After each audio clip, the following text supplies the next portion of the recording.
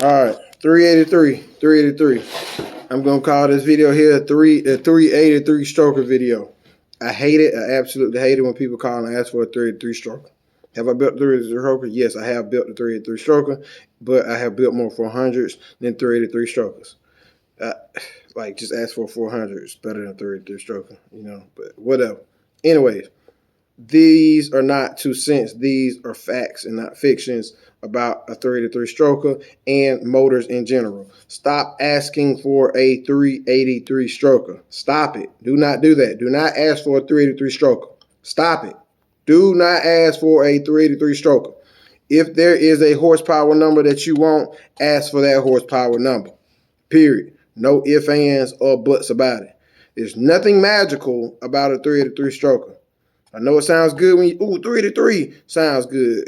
No, it's nothing magical about it. It's just a motor. That's all. It's just another regular motor. Just what it is. Every motor is a stroker motor. Let me tell y'all that secret. So I'm going to show you through asking for a 383 stroker.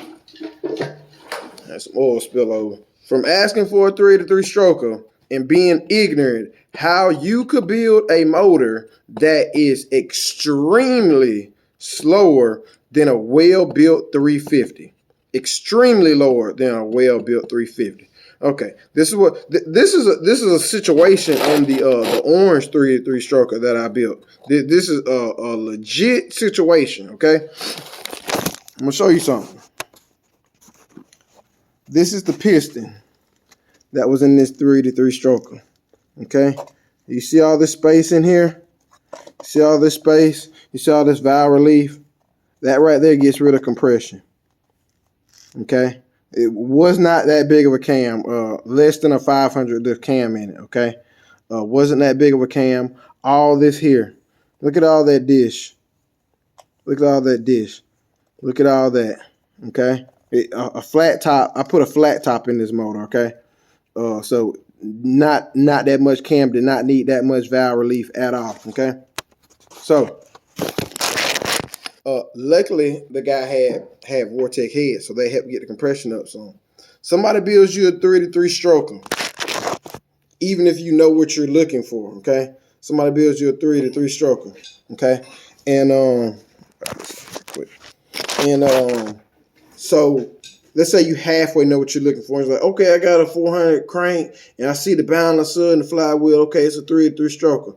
Okay, cool. You don't want to spend. Everybody hit me up by the 383 stroker. They want a 383 stroker for $2,500, $3,000. It's not gonna happen. Okay, so you end up buying this 383 stroker. So you assume for $2,500, $3,000, because I know a lot of people that bought 350s. That people told them it was a 383 stroker, and so that being said, like, you could get this a true 383 stroker, not spend the money on heads, and come up with like an 8-to-1 small block Chevrolet. Easily. Could be lower with stock heads, Hey, and this is what people hit me up saying. Hey, I got my own block. Can you build me a 383 stroker? And then if I was to go, yeah, I can build you one, bring me $4,000. You get what I'm saying? And then it's like I build a one with really cheap stuff or with dish pistons, and then they come up with an 8.5, 383 stroker, and then it's a slug. Now they looking at me crazy. You get what I'm saying? So more than you asking for a 383 stroker, you should be more concerned about what the compression ratio is. So, like I said, this is a real situation where this motor was together. I pulled this motor apart, and before it was even ever ran. So the motor was never ran. It just came to me to he just wanted me to actually just put the pulley system on it, and it came to me without a balancer. So end up pulling the heads off, seeing what it was, and then found a problem. This is a problem.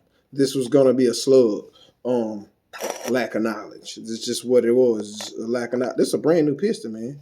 It is. It's a brand new piston, man. So it's like he ended up buying 2 motors, man. He ended up buying 2 motors. Had to buy another set of pistons, and it had to get rebalanced so he wouldn't have a slug. So I'm gonna show y'all something else. Everybody asked about a 6.0, which I showed those numbers, the 6.0s instead of a LS1. So you see this here? You see that dish? Might not look like nothing, but you talking a half a point or a point of compression. You know, right there.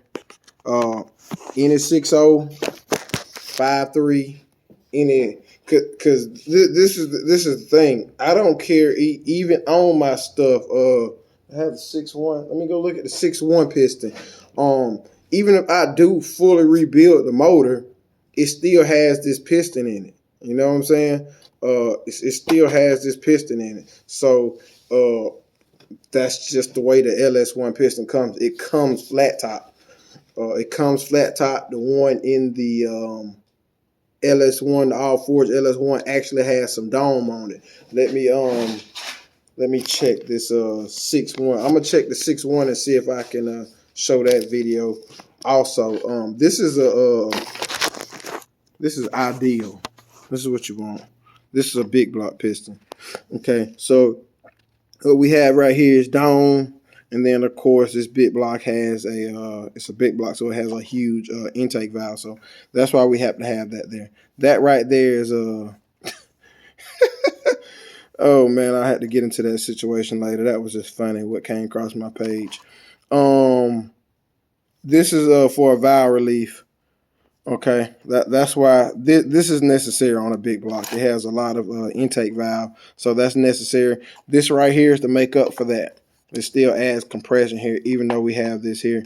You see it kind of nicked it. This was on a previous build that a guy brought to me. He went from a 540 to a 582, I believe. He went to a 582, and actually a good set of valves actually hit this, and the valves actually were not leaking on this motor. But I kept this piston just to show that if you buy good stuff, you won't have that problem. So yeah, the valve actually hit that, and it like the valve still seated, so whatever. So yes, that's why that's there. That's not really giving rid of compression because you have all this dome here to make up for it. So that's my 2 cents on that. The facts and the figures behind it.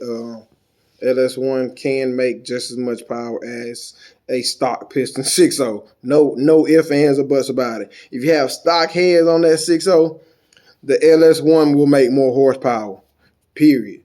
It's a bigger bore, so if you look at physics, it can't logically make the torque because of the bore. But horsepower-wise, it will make more horsepower than a stock-headed, stock piston 6.0. The facts are there. The bore is not making nothing but torque. It's just not. It's just not going to make anything but, oh, but I see it make. No.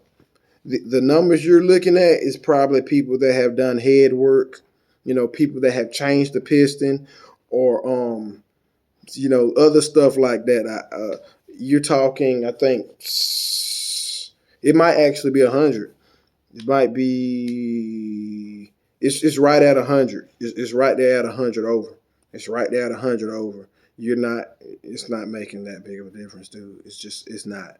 The power potential off the top of my head, what I see on Born 100, changing nothing else, Born 100 is like 40 horsepower, dude.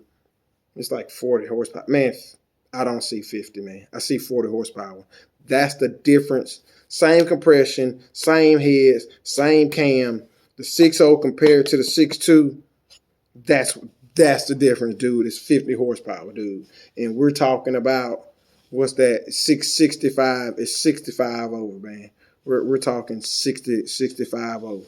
And, you know, and that's with rec port heads compared to cathedral port. If they both had cathedral port heads on it, which it would end up, you know, like choking the 6.2 down, dude, 30, 40 horsepower max, man. It's just what it is. That's what's in Born One. You really don't get that much power Born One, especially if you start doing stuff like 30 or 40, man. Really even 60, if you ask me.